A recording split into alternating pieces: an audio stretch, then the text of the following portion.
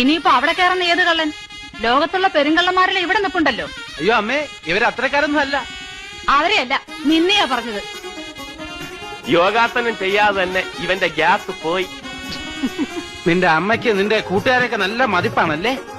പിന്നെ പ്രത്യേകിച്ച് നിന്നെ. ആദ്യം ഞാൻ നേരെ ചെല്ലും.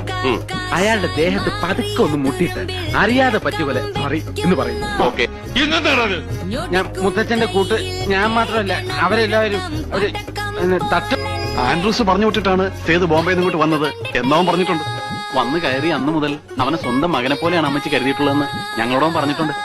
ഇതൊന്നുമല്ല, മരിച്ചേ പിന്നെ അവന്റെ മുറിയും അവന്റെ സാധനങ്ങളും അമ്മച്ചി അതേപടി സൂക്ഷിക്കുകയാണെന്ന് വരെ അവൻ പറഞ്ഞിട്ടുണ്ട്. ഓ, എവിടെയോ നിന്നെ കണ്ടിട്ടുണ്ടല്ലോ. എന്നെ ആ, ഞാൻ പുറത്തിറങ്ങാറില്ല. എന്താ പെൺകുട്ടികൾക്ക് ഇങ്ങനെ സിമ്പിൾ ഡ്രസ് ധരിക്കുന്ന പുരുഷന്മാരെ ഇഷ്ടമല്ലേ? Don't they like?